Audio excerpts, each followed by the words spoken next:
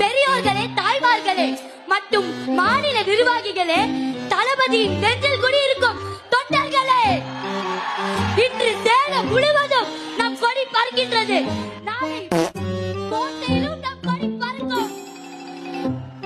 விவசாயிகள் முதல் விஞ்ஞானிகள் வரை கொண்டாடும் ஒரே தலைவர் நம் தளபதி.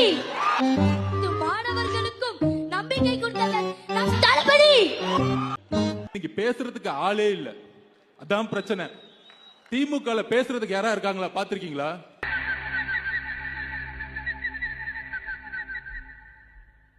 கொஞ்சம் அங்கே பாரு கண்ணா. உள்ளமெல்லாம் குடிகொண்டிருக்கும் முத்தமிழறிஞர் டாக்டர் கலைஞர் அவர்களின் அன்பு உடன்பிறப்புகளே, உங்கள் அனைவருக்கும் என்னால் பணிவான வணக்கத்தை தெரிவித்துக் கொள்கிறேன்.